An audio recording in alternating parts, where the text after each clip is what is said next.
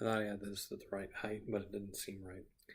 This is the vlog for February 18th, 2019. This is the penultimate of my year-long vlog project, and today was not great. Full of self-doubt. Even though I actually completed a couple job applications, sent them off. The reason for my self-doubt and questioning my own worth is that one of those applications was to Starbucks. And there's definitely a part of me that feels like it's settling, that it's just looking for some quick money. And it is. I mean, that's basically, I applied to Starbucks because I felt almost positive that I could get a job at Starbucks as a basic barista. I'm pretty sure I could get a job at Starbucks being a middle manager if I had any actual management experience in retail as opposed to limited management experience in an office setting.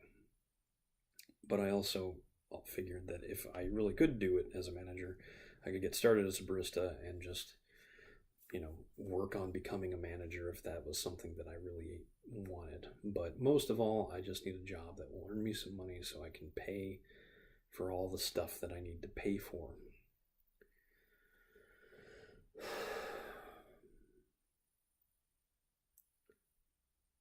I looked at monetizing YouTube, and it's not particularly promising. It did sort of frustrate me because it feels like a lot of people are working in ways that, how do I put it? They're putting more than what they're getting paid, than what they're making into what they're doing. And they're probably telling themselves, much as I told myself when I was working in the product testing department, that what I was doing was a dream. And it was, I was getting to do what I really wanted to do. And a lot of people get jobs that they hate but pay well. And then they just end up being unhappy their whole lives.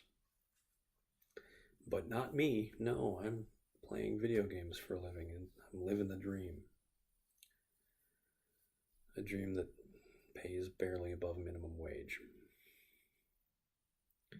When I started working at Nintendo, I believe I made $10 an hour.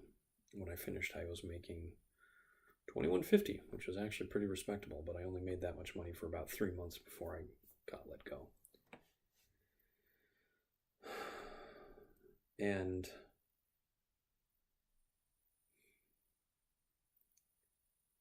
the world doesn't work exactly the way we want it to. I mean, I think that's pretty obvious. But to expect so much for so little is also unreasonable, Nobody should be able to make a comfortable six-figure salary making, reaction videos or unboxing videos on YouTube. They should make, maybe $25,000, $30,000 a year if they're lucky, which is pretty close to what I make a year or made a year. And the people that really work at it, that's where I feel like it's the most frustrating. The people that create these amazing channels that like Mecha Gokaitsu. Here's an excellent example. This guy has to be one of the most subscribed Gunpla reviewers on YouTube. And he puts together videos that cover the articulation, the quality of the build, his feelings on the aesthetics without, weighing in too much, giving the aesthetics too much weight in the sort of reviews that he does. He usually just talks about how complicated they are, how much value they seem to have for the money, the articulation, and the accessories. And he does it in a way that is quick, it's entertaining. He usually gets through a full review between 6 and 10 minutes. And that's not even very good for YouTube. YouTube wants you to have like 10-minute videos. That's why almost all the Game Grumps videos start at 11 and sometimes go to 15 or even 18 minutes, but usually never 20, unless it's a single one-shot, half-hour-long video of a game they're never going to play again or only play like once in a blue moon. The Gundam Battle Assault video is an excellent example. That's something like 22 minutes long, I want to say. And it's basically 22 minutes of Dan picking Big Zam and stepping on Aaron, which is funny for 20 minutes and then you're done. You don't really need more than that.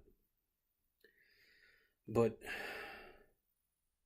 Game Grumps, I mean, those guys put in so much effort into their show. They are doing rehearsals, they're doing side projects. They go work on their improv skills after hours at comedy clubs so they know what they're talking about. And, Dan Avedon is a amazing comedian who was doing Ninja Sex Party, comedy music for years before he started working with Aaron. Aaron was somebody that was doing amazing animation work for years before he started doing Game Grumps, and continued to do, animation while he was doing Game Grumps. So these are guys that have side projects. They keep busy. They earn everything that they do. And perhaps the biggest problem with a service like YouTube is thinking that you can get that success yourself without putting in all the work. But even worse, the idea that you're guaranteed success like that if you do put in the work. Because in every case you're ever going to find, it's a mix of work and, I should have done this because my wrist, work and opportunity. You've got people that work extraordinarily hard and never get anywhere because they're never given that one chance to turn all of their work into something super special. And then you get people who have opportunities to do amazing things, but don't work hard enough at those opportunities to make the most of them, to profit from them, for lack of a better term. And definitely in my life, it was the case that I had a lot of opportunities early on that I squandered. And now that I'm working hard, I have fewer opportunities to make the most of. And that's sort of, the struggle. It's the struggle that everybody faces.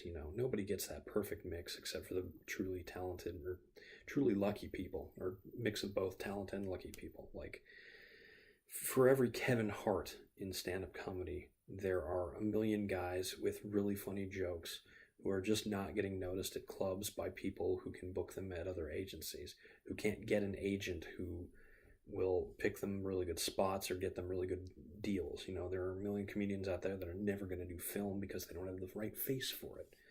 I'm probably one of them. But, I see people like Ken Jeong and Gabriel Iglesias and think, maybe I could make it. I'm not exactly the most handsome or thinnest fellow, but that doesn't mean that I can't be funny.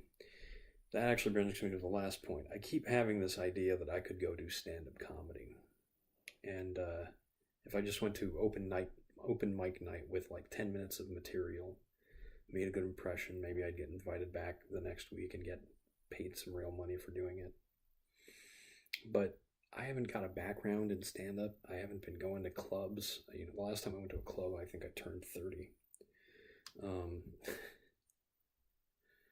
And I just don't know. My life is full of uncertainty.